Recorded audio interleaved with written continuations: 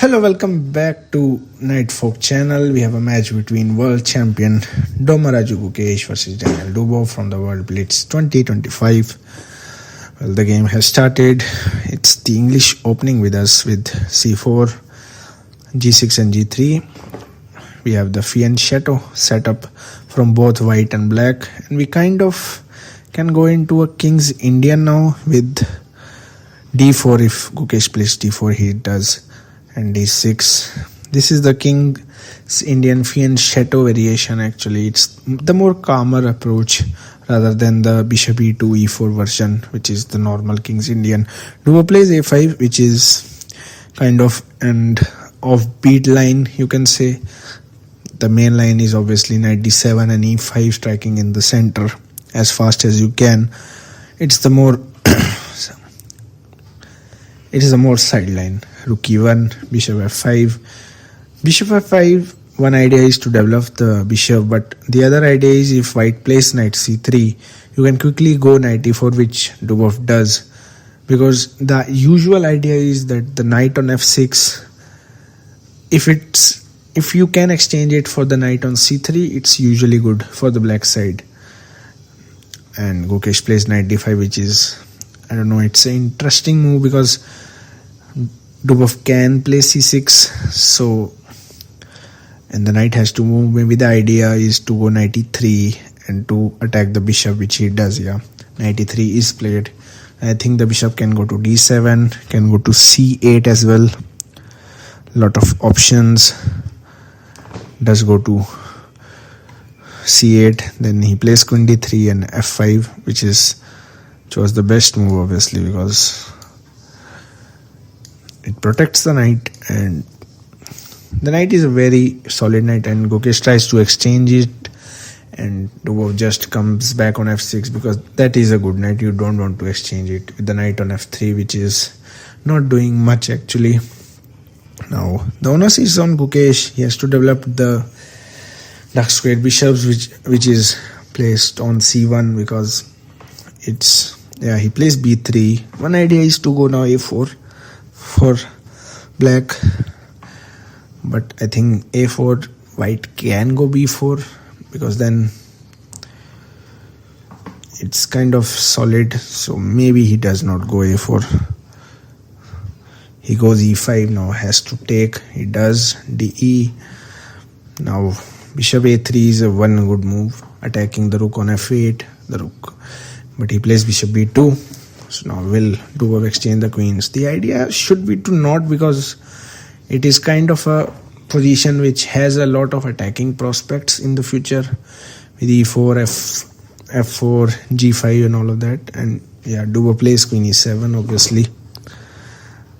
And the time situation is pretty much equal. He plays rook d1, getting the last piece in the game. White is kind of crammed, like you can see the knights on d2 and e3, they're not doing much. Black develops the knight via the a6 square. He might wants to go to b5 and c5 and b4, because that way it can attack the queen. One idea is to move the queen as early as you can, like queen b1 and all of that. But GUKESH has to do something about those knights actually, because when those pawns roll on e4 and f4 and g5, maybe h5, h4, those knights won't be doing much and they will be only coming in the way of these pawns. So it would be a nice idea to, yeah, he does actually plays knight f1, but the knight is very, very passive there. Now e4 is, I think, the right move. You can also go knight c5 first, which also is a great move actually. Now the time situation is pretty solid for DUBOV. He's a clear minute up on the clock, which is a lot. Okay, she's getting down to 56 seconds. It could be problematic. Not right now. He still has a lot of time, but maybe when the clock ticks down below 30. Yeah, he plays knight c5, queen b1. Yeah, queen does not look great there, because what is the queen doing? He plays e4.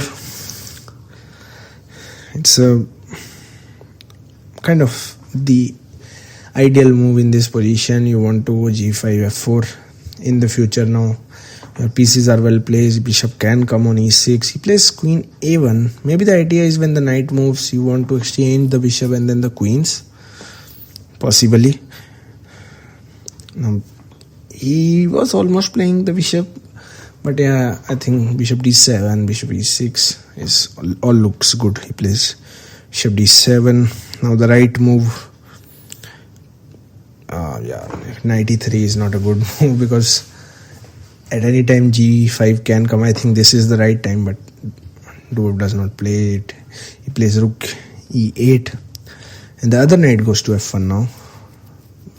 Wow, Dubov just smartly brings back the bishop to its home place. Says it's doing a lot there rather than on d7. Yeah, Gukesh just plays a passing move, kind of. Also attacking the a5, but the a5 pawn is not really relevant. Yeah, exactly. Dubov says you can take it, but I am just pushing my pawns on the king side. Plays g5, which is a brilliant move. f4 stopping f4 off black. So yeah, Dubov takes it. gf4, and kind of want to play knight h5, but he has to calculate that the queen is basically getting exchange if you go knight h5 with bishop takes g7, but you can take knight g7, so I think you can play. Yeah, he does it. Knight h5, knight g3, but now you can take on knight f4, I guess. Yeah, because even that way it is exchanging, but maybe it was not a good move. Rook f1, bishop s6. The game is now going faster, and it will be a lot of, I don't know, miss or blunders will be played. Bishop s6. Again, king h1, bishop d4, all are good move. King h1 is a very good move. Now I think you could protect that pawn on a5 with b6 maybe. Or the queen can come in with a queen h4. That is also a good move.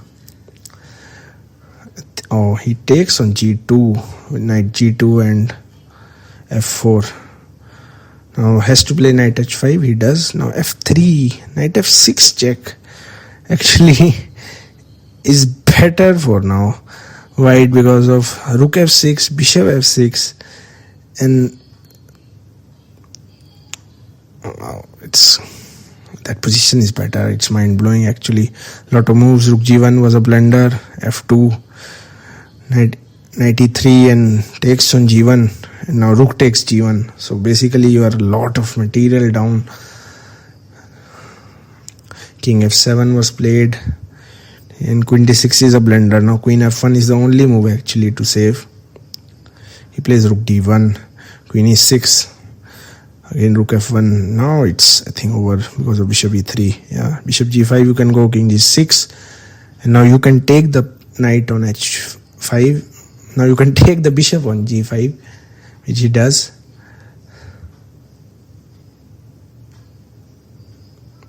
h4 check, but now king g4, and then if you check, now you can go king h5.